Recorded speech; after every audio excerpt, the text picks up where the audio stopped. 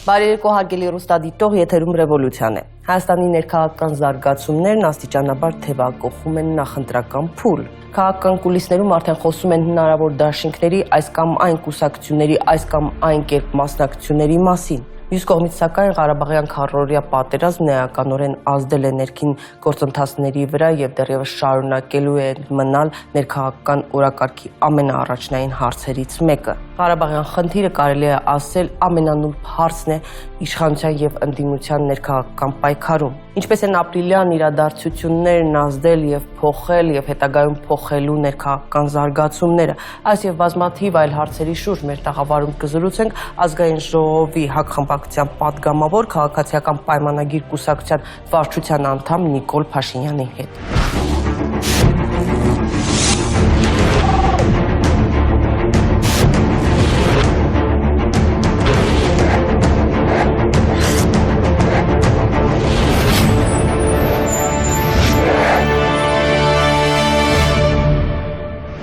Նիկոլ Վովայի Փաշինյան ծնվել է 1975 թվականի հունիսի 1-ին Իջևանում, 1991 թվականին ընդունվել եւ 1995 թվականին քաղաքական դրդապատճառներով հեռացվել է Երևանի պետական համալսարանի բանասիրական ֆակուլտետից, 1994-ից 95 թվականներին եղել է լրագիր օրաթերթի լրագրող, 1998-ից 99 թվականներին օրագիր օրաթերթի գլխավոր խմբագիր, 1999-ից 2012 թվականներին Հայկական ժամանակ օրաթերթի գլխավոր խմբագիր, 2006 թվականին եղել է Այլընտրանք հասարակական քաղաքական նախաձեռնության հիմնադիր անդամ, 2007 թվականին Իմպիչմենտ դաշինքի համամասնական ցուցակի առաջին համար, 2008 թվականին Հայաստանի Հանրապետության նախագահի թեկնածու Լևոն Տեր-Պետրոսյանի նախընտրական շտաբի անդամ, 2008 թվականի մարտի 1-ի իրադարձություններից հետո 1 տարի 4 ամիս անցկացրել է ընդհատակում, 2009 թվականի հուլիսի 1-ին ինքնակամ ներկայացել է Հայաստանի Հանրապետության գլխավոր դատախազություն, որտեղ ձերբակալվել է եւ 1 տարի 11 ամիս անցկացրել բանտում։ 2012 թվականի մայիսի 6-ին Ազգային ժողովի պատգամավոր է ընտրվել համամասնական ընտրակարգով Հայ ազգային կոնգրես կուսակցությունների դաշինքից։ Ամուսնացած է, ունի 4 զավակ։ Բարեկո պարոն Փաշինյան, շատ շնորհակալ եմ մեզ հյուրընկալվելու համար։ Պարոն Փաշինյան, այս օրերին բավական երկար ժամանակ ապրիլյան քառօրյա պատերազմից հետո էլ այս օրերին էլ քաղաքացիական պայմանագիր կուսակցությունով անդամներով որպես կամավորականներ Ղարաբաղում էի գտնվում։ Ինքս երբ որ որպես լրագրող այդ օրերին գտնվում էի Ղարաբաղում, հանդիպում էի մարդկանց հետ, պաշտոնական զրույցներ էի ունենում, հարցազրույցներ, ես ինքս զգում էի, որ բոլորովին տարբեր են ընկալումները, թե Հայաստանում, թե այնտեղ, լինի պատերազմի վերաբերյալ, լինի հրադադարի վերաբերյալ, լինի բանակցությունների Ղարաբաղյան process, բանակցությունների, ընդհանրապես ամեն ինչ շատ տարբեր է, ասենք կարգավորման տարբերակների, հողերի հետ կապված։ Ինձ հետաքրքիր է ձեր ընկալումը, որտեղ փաստորեն դուք շփվել եք եւ կամավորների հետ այնտեղ եւ զինվորականների եւ զինվորների եւ վստահ եմ պաշտոնական ներկայացուցիչների հետ եւ ինֆորմացիա եք տիրապետում եւ այդ էմոցիոնալ ֆոնն եք տեսել։ Այո, նախ որպեսզի տեղեկատվությունը ճշգրիտ լինի, ձեր թույլտվությամբ ուղղակի ժամանակագրության մասին ասեմ, քաղաքացիական պայմանագիր կուսակցության կամավորական ջոկատը ապրիլի սկզբին նախ մարտական եւ մարտավարական պատրաստություն անցավ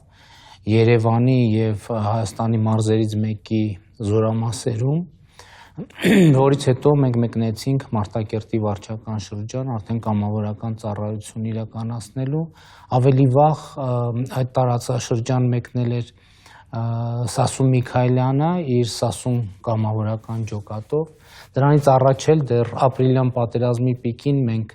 եղել էինք Լեռնային Ղարաբաղի Հանրապետությունում, ապրիլի 3-ին հանդիպումներ էինք ունեցել Լեռնային Ղարաբաղի Հանրապետության նախագահի հետ, Ազգային ժողովի նախագահի հետ, արտգործնախարարի հետ, ես ոստիկանության պետի հետ էի հանդիպել, որից հետո մենք մեկնեցինք Մարտակերտ ապրիլի 3-ին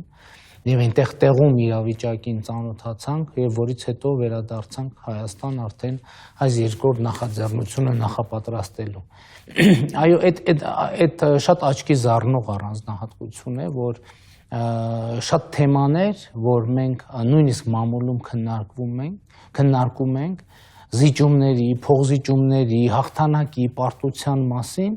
Լեռնային Ղարաբաղի Հանրապետության համեն դեպս այն մարդկանց շրջանում, ում հետ ես հասցրել եմ շփվել, նրանց մտքում այդպիսի զարգացումների համար տեղ չկա։ Ինձ շատ հետաքրքիր էր այն դիտարկումը, որ մարդիկ ուղղակի չեն դիտարկում հնարավորությունը, որ օրինակ Ղարաբաղը կարող է այս պատերազմում պարտվել։ Ընդհանրապես ոչ միայն եւ քաղաքական կարգավորման առումով եւ ռազմական առումով։ Սա գուցե ոմանց թվա, այսպես ասած, էմոցիոնալ ոգևորված մոտեցում եւ ռեալությունից կտրված, այնքան մոտ են, որ այդքան էմոցիոնալ չլինի։ Բայց կարծում եմ սա շատ կարեւոր է ընդհանրապես հաղթանակների կերտման առումով, որովհետեւ մտքի կարգաբերումը, թե դու ինչպես ես ընկալում իրավիճակը եւ ինչպես ես վերաբերվում այդ իրավիճակին, շատ բան կանխորոշում է։ Եվ այդ առումով իհարկե Լեռնային Ղարաբաղի Հանրապետությունում տրամադրությունները միշտ էականորեն շատ դեպքերում տարբերվում են Հայաստանից, չնայած ասեմ, որ 4-օրյա պատերազմի կոնտեքստում Հայաստանի տրամադրությունը շատ մարտական էր, շատ միասնական էր, եւ այդ առումով կարծում եմ 4-օրյա պատերազմը տվեց մի շատ կարևոր հարցի պատասխան ներքաղաքական տարբեր պրոցեսների բերումով անդադ եւ մամուլում եւ հանրային հարթակներում այդ միտքն էր շեշտադրվում, թե բա այ որ սենց այսպիսի ներքին իրար ուտում ենք կամ ուտում են կամ այսպիսի ապօրինություններ եւ այլն, այս ամեն ինչի ֆոնին, որ պատերազմ լինի, ով է գնալու կռվելու։ Քառօրյա պատերազմը այդ հարցի պատասխանը տվեց, կռվելու գնալու են բոլորը, անկախ քաղաքական տարաձայնություններից եւ հայացքից, եւ ես կարծում եմ, որ սա ամենակարևոր արձանագրումն է այս պատերազմի։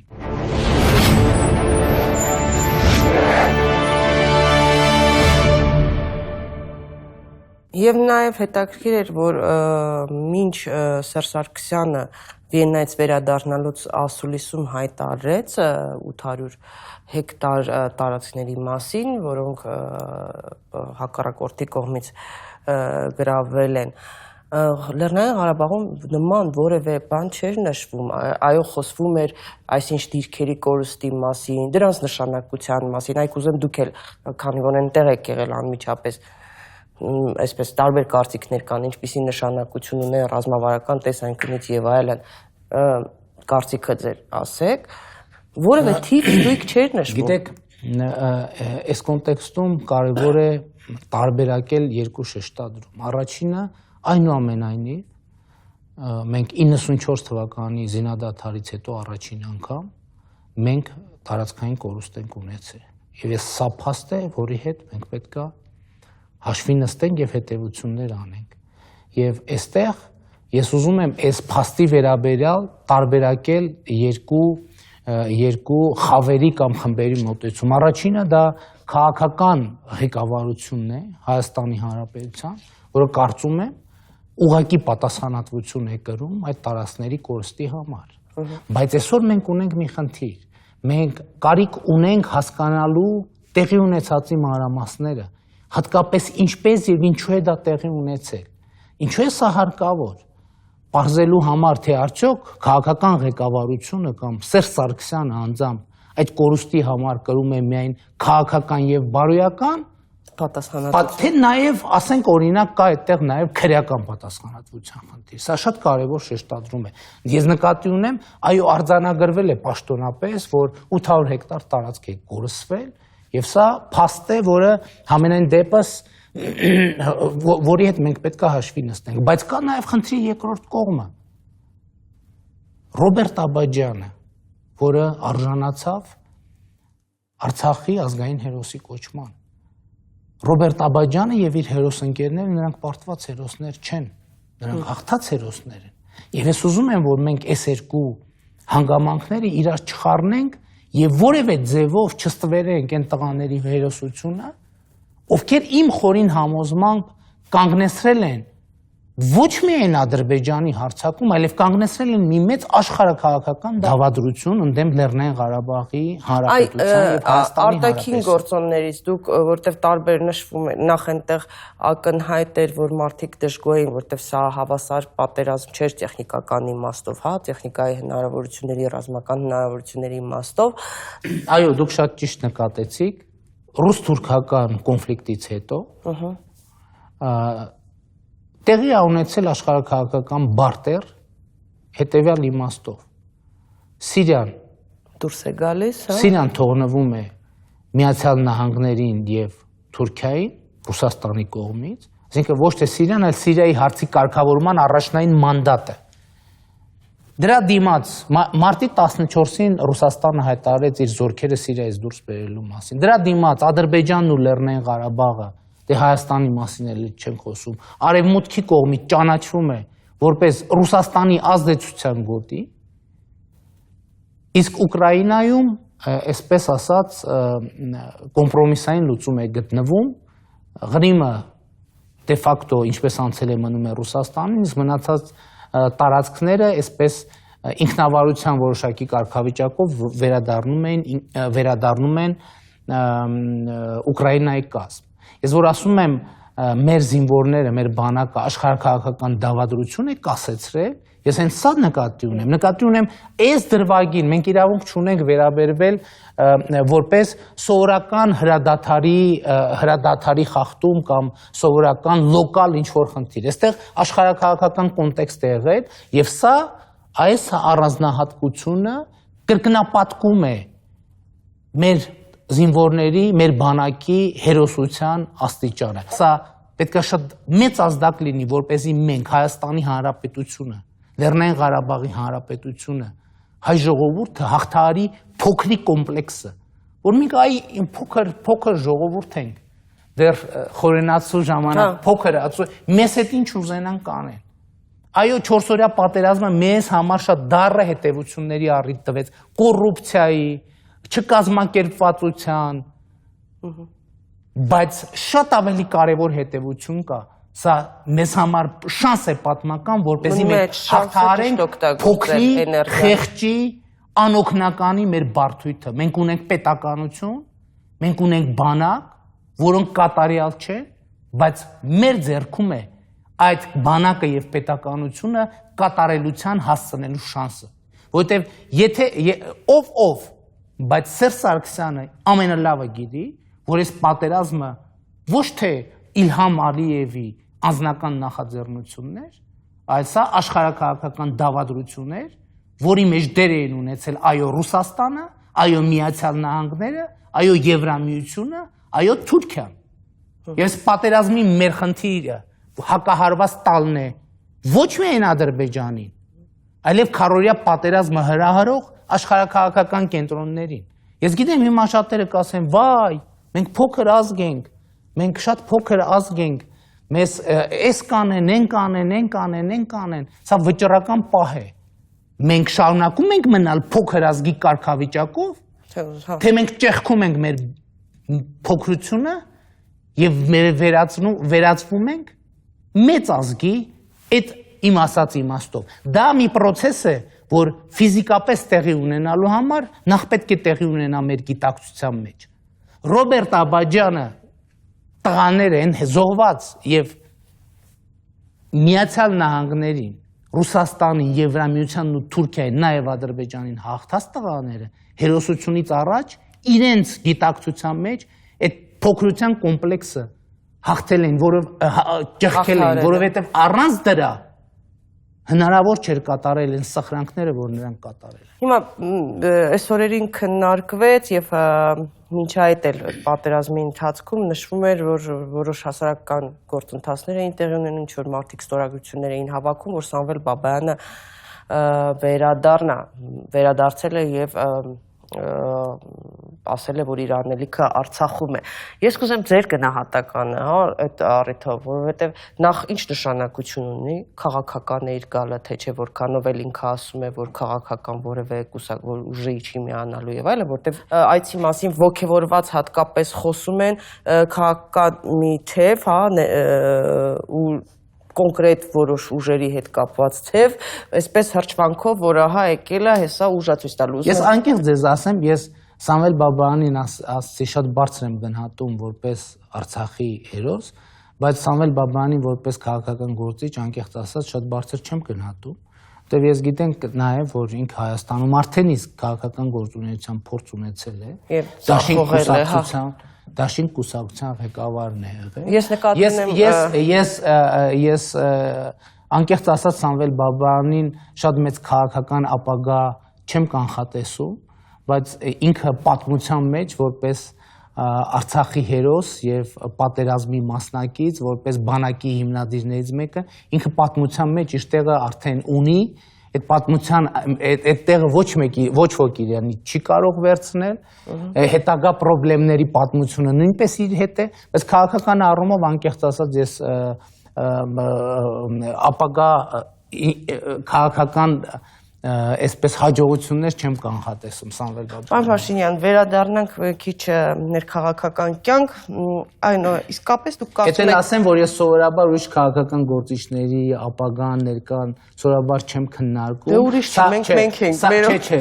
սա համարեք ինչ որ առումով նաև հարգանքի տուրք Սամվել Բաբայանի Արցախյան հերոսամարտին ունեցած ներդրմանը։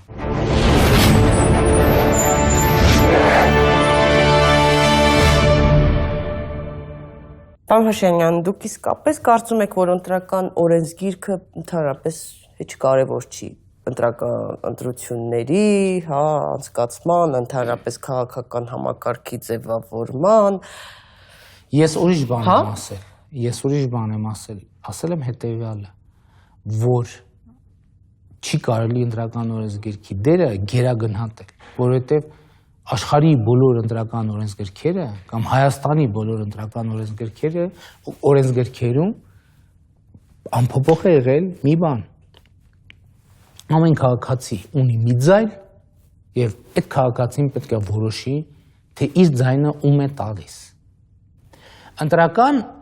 օրենսգրքի կոնտեքստում եղել է մեկ ուրիշ պրոբլեմատիկա կամ ընտրական օրենսգրքից դուրս, որ քաղաքացին բազում ընտրություններում որոշել է եւ իր ձայնը տվել է օրինակ ընդդիմությանը, բայց ընդդիմությունը ի վիճակի չի եղել այդ ձայնը պահել։ Այս խնդրումը իմ խորին համոզմամբ ընտրական օրենսգրքի հետ չկապված խնդրեմ է, համենայն դեպս ուղղակիորեն չկապված խնդրեմ է, եւ այս խնդրումը պետք է լուծվի ընտրական օրենսգրքի շրջանակից դուրս։ Դա քաղաքական խնդիր է, որը պետք է քաղաքական լուծում ստանա։ Եվ երրորդը սկզբնական շրջանում էլ այս նոր ընտրական համակարգի հետ վարկանիշային չէ, տարածքային ցուցակների հետ կապված։ Հա չէիք հավատում նաև այդ 4+4+4-ի գործունեությանը, հա, այդ գիտեք, ես կարծում եմ 4+4+4-ի գործունեությանը չէին հավատում նույնիսկ այդ ֆորմատի մասնակցողները եւ այդ ֆորմատի գործունեությունը ցույց տվեց նաեւ դա, բայց ես ոչ մի բան չունեմ,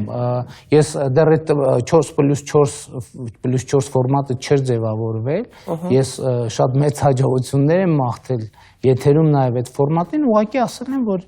մեր մասնակցությունը այդ ֆորմատին անիմաստ եմ համարում եւ անտեղի, խոսքը դրա մասին է եղել։ Եվ ըստ էության համենայն դեպս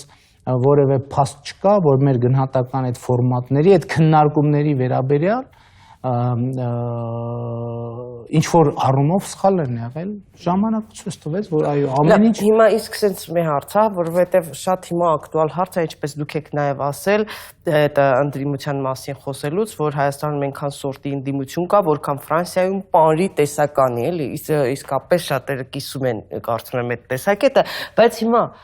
դուք տեսեք, ՀԱԿ-ը Լևոն Զուրաբյանը հայտարարում է, որ իրանցից դենը ընդդիմություն չկա, իրանք են ու վերջ, էլ ոչ մեկ չկա,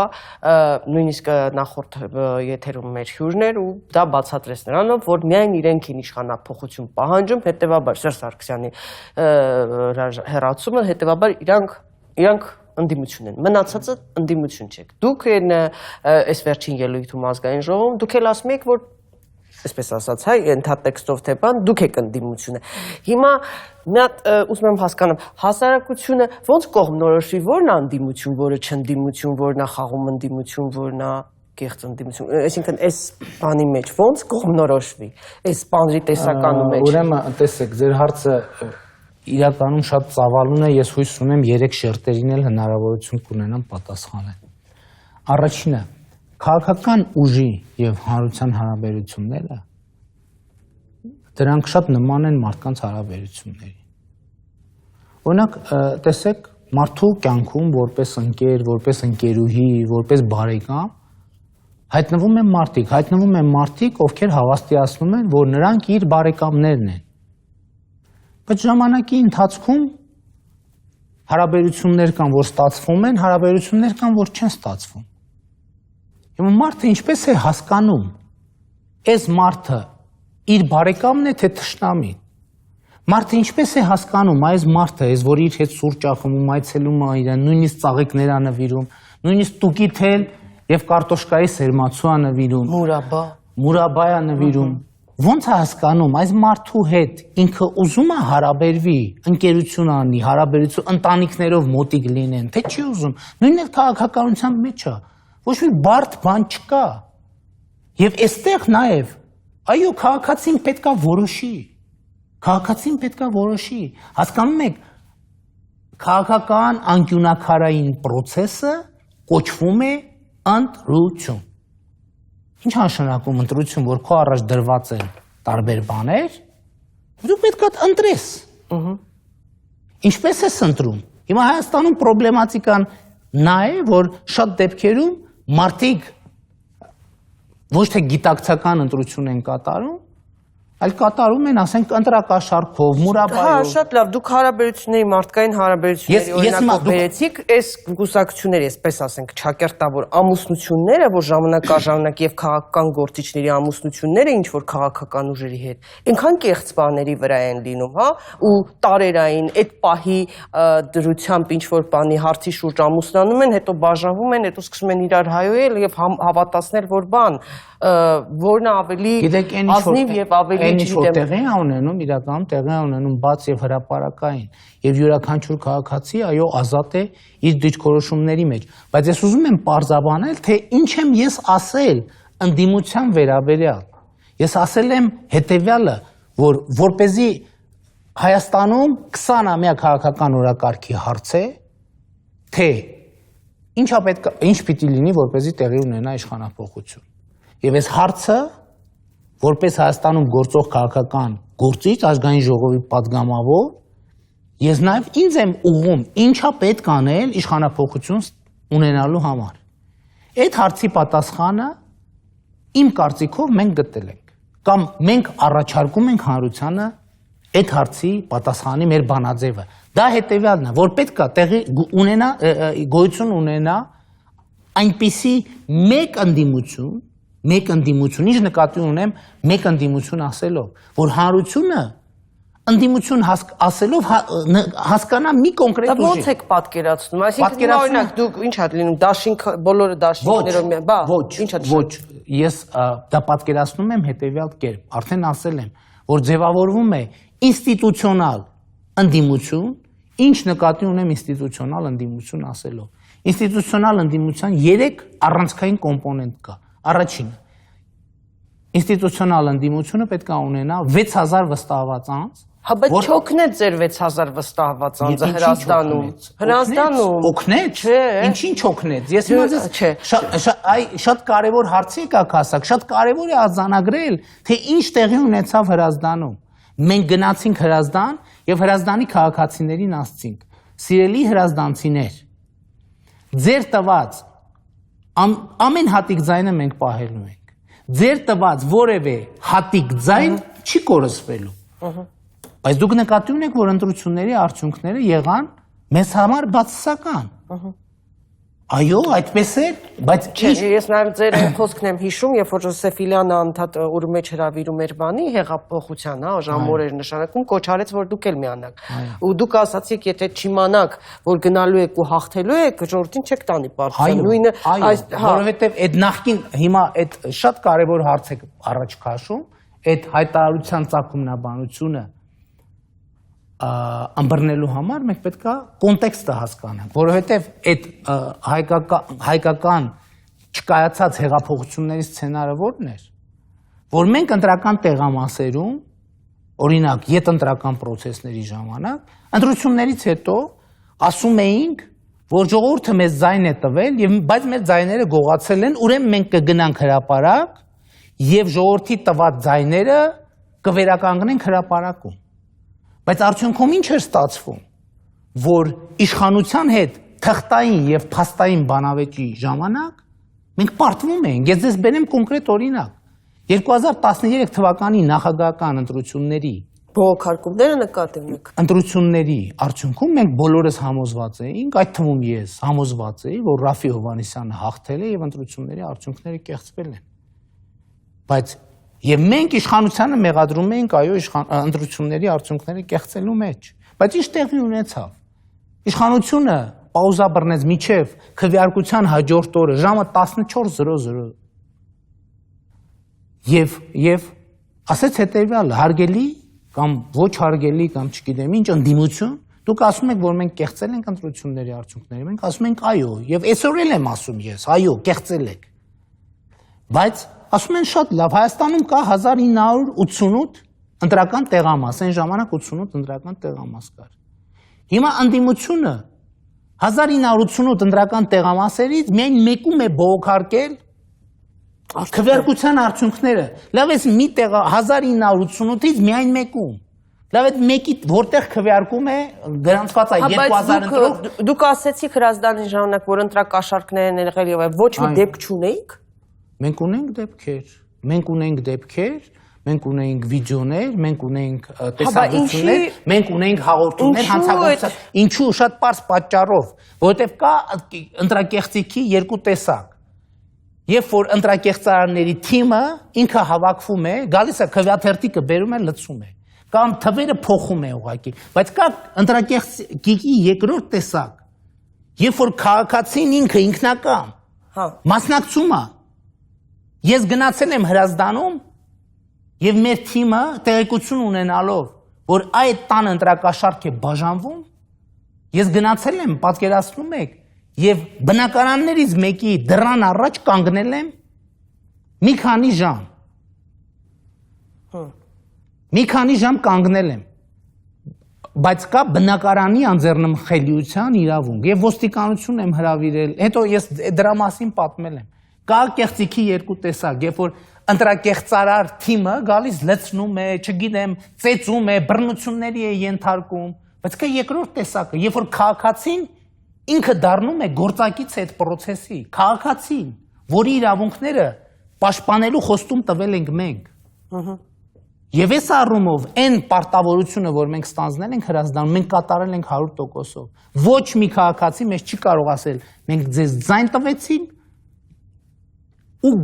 դուք մեր ձայնը չկարողացաք պահել, մեր տված ձայնը գողացան։ Մենք ցույց տվեցինք, որ քաղաքացիական պայմանագիր կուսակցությունից ոչ մեկը չի կարող ձայն գողանալ։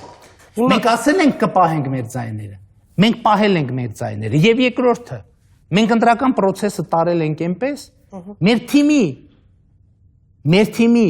ոչ մի անդամի նկատմամբ բռնություն տեղի չի ունեցել։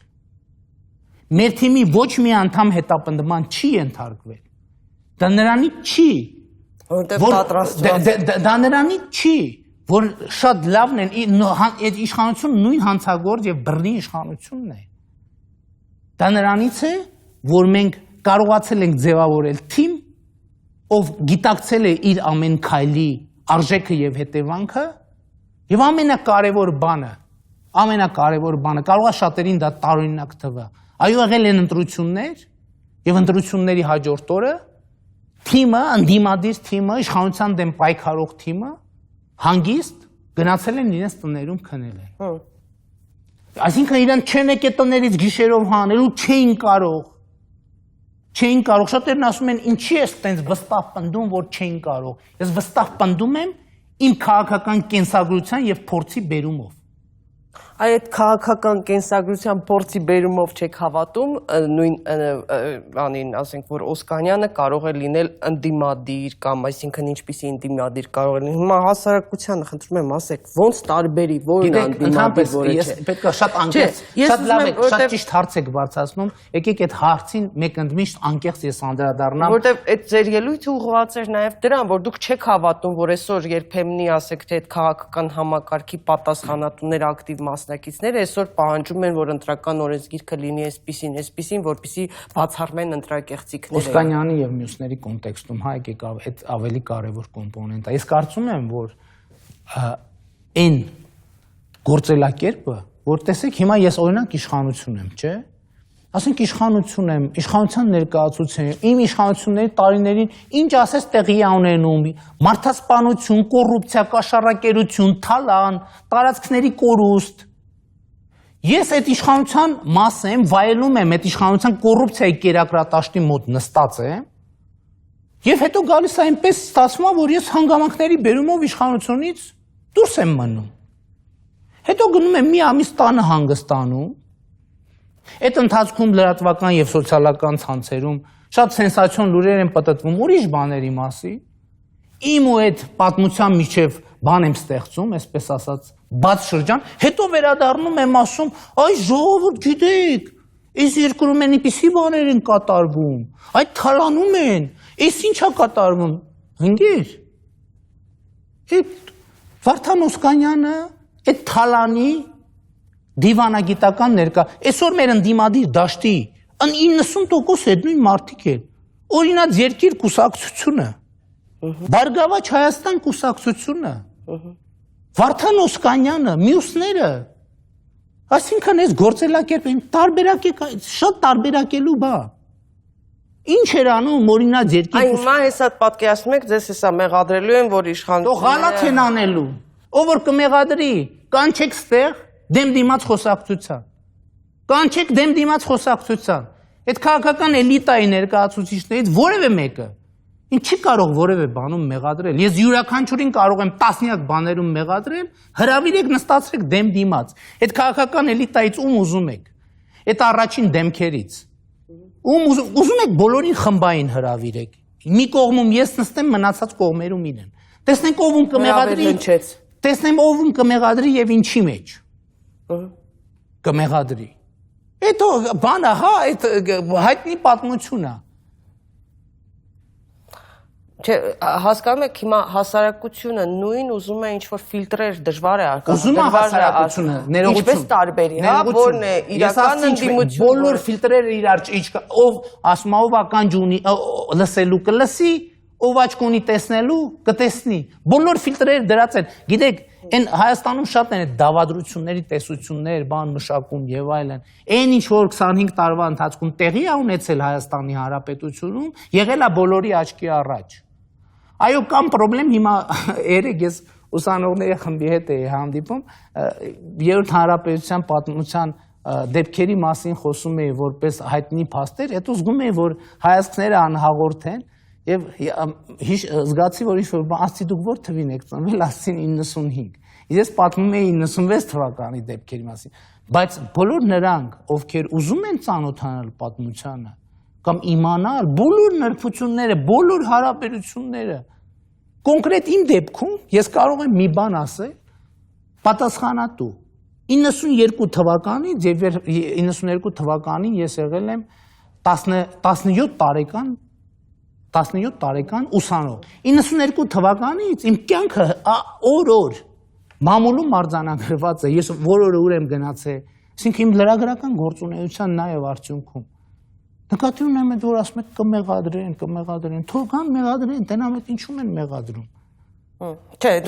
այսինքն գիտեք, ես պատասխանատու ասում եմ, համարում են, որ իշխանություններն են բանանում ուղղորդում, որպեսզի որոշ քաղաքական ուժեր։ Շատ լավ։ Հիմա տեսեք, ասենք ինչ որ բաներ են, սենց փաստեր չէ, սենց խոսակցություններ են բանան։ Այս վերջերս ընտրական օրենսգրքի առաջին ընթերցման ժամանակ կուսակցություններից մեկի ղեկավարը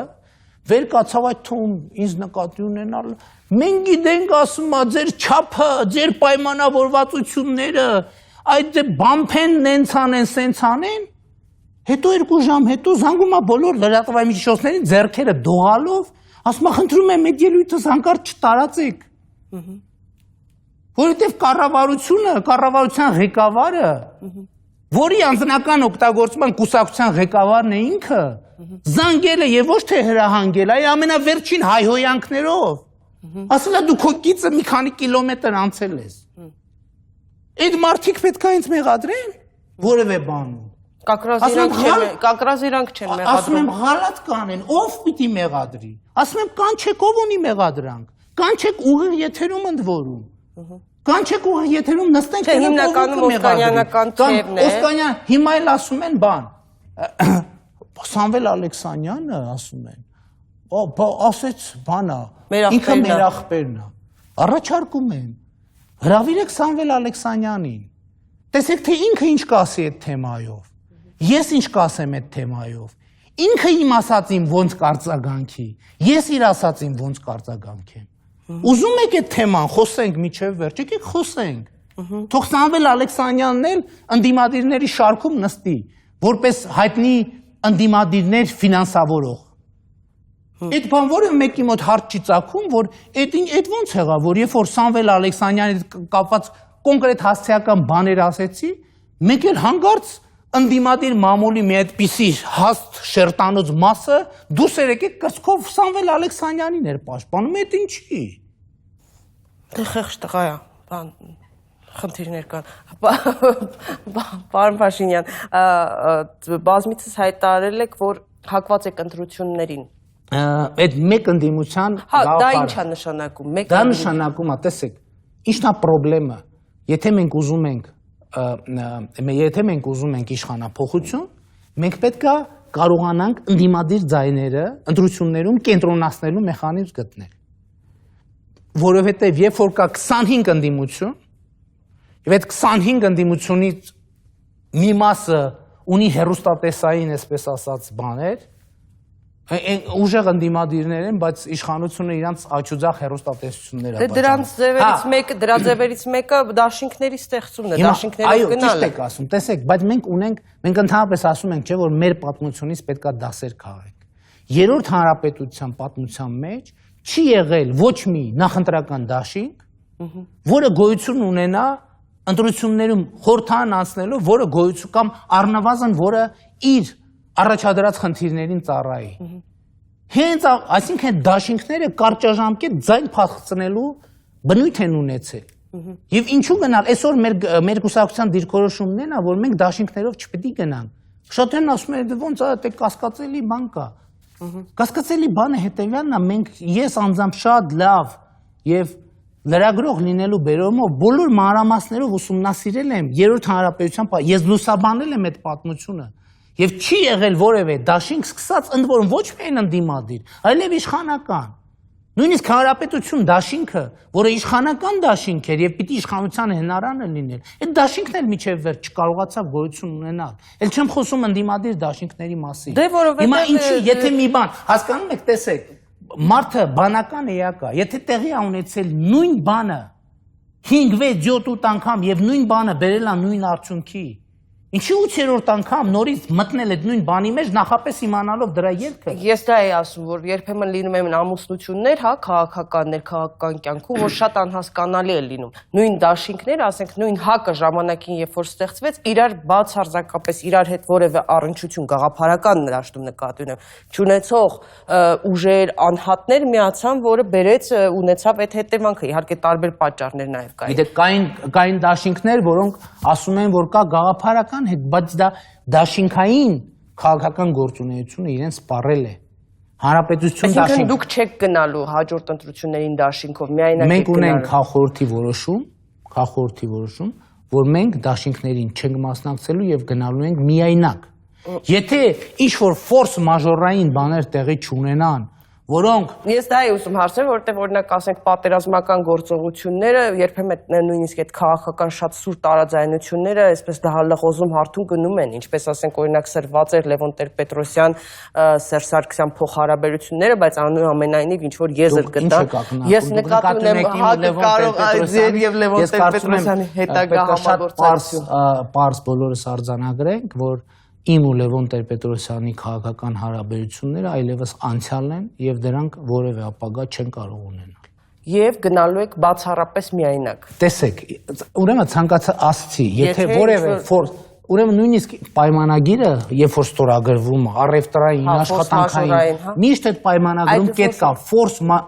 Այս դեպքում որը կարա լինի ֆորս մաժորը։ Տեսեք, ֆորս մաժորը ինչ է նշանակում, անհաղթահարելի, անկանխատեսելի ուժ։ Եթե որևէ բան կանխատեսելի, ուրեմն դա ֆորս մաժոր չի։ Պիտի այնպիսի բան լինի, որը որևէ կերպ հնարավոր չէր կանխատեսել։ Հենց ֆորս մաժորը դրա համար, եթե մենք նստենք հիմա կա որ ֆորս մաժորը էսա, ուրեմն դա դեպքեր են, որ հնարավոր է ձևակերպել եւ նախատեսել։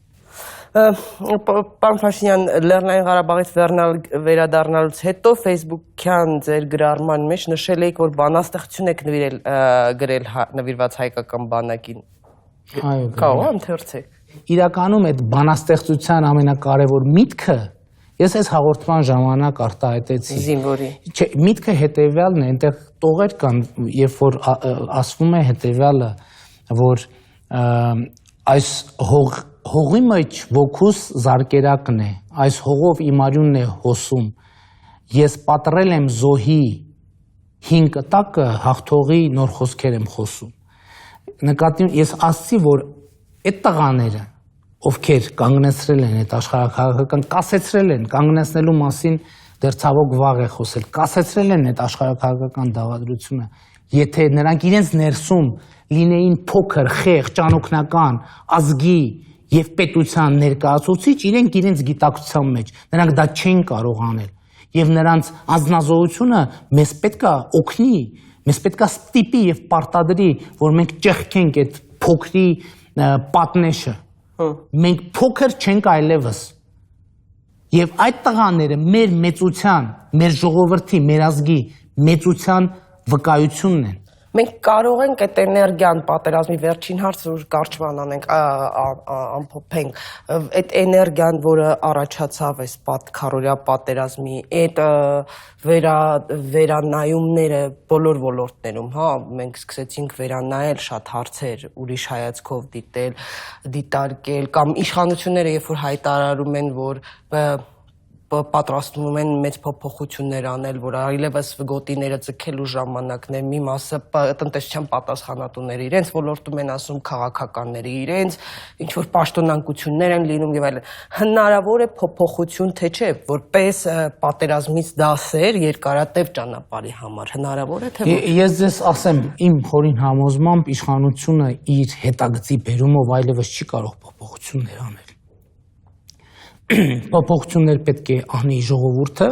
բայց ժողովրդին փոփոխություններ անելու համար հարկավոր է ինստիտուցիոնալ ընդդիմություն։ Ոչ միայն ինստիտուցիոնալ ընդդիմություն, լիդերներ եւ այլն, առաջնորդներ, որտեղ տեսել եք, երբ որ առաջնորդները գնում են տներում նստում են, ի՞նչ է տեղի ունենում, հա։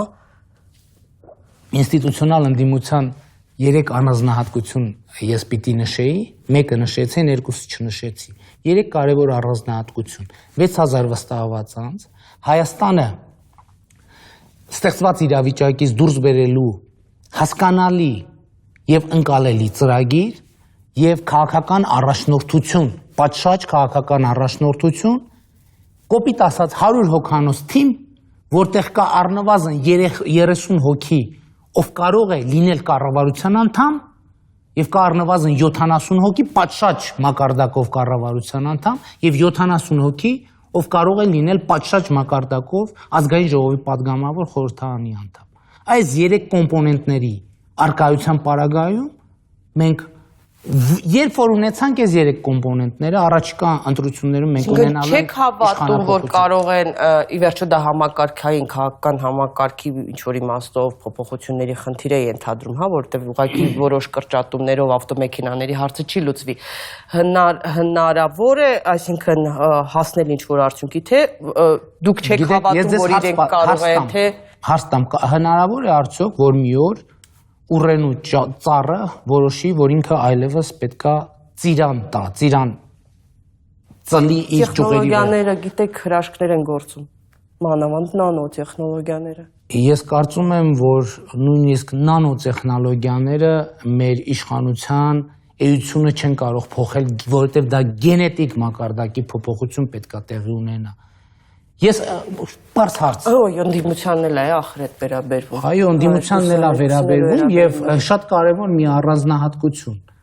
Ձեր առաջ նստած է ընդդիմության մի ներկայացուցիչ, ում առաջին խնդիրը սեփական սխալները,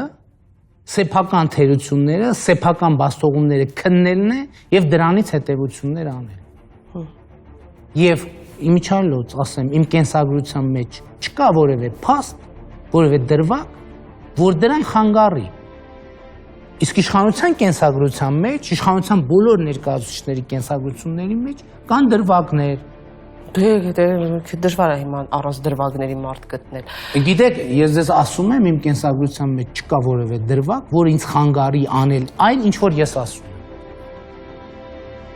Շնորհակալ եմ, պարոն Փաշինյան, հետաքրքիր զրույցի համար։ Հարգելի ռոստադիտող, այսօր այսքանը, վստահ եմ հետաքրքիր զրույցեր կհանդիպենք հաջորդ կիրակի։ Բարի գիշեր։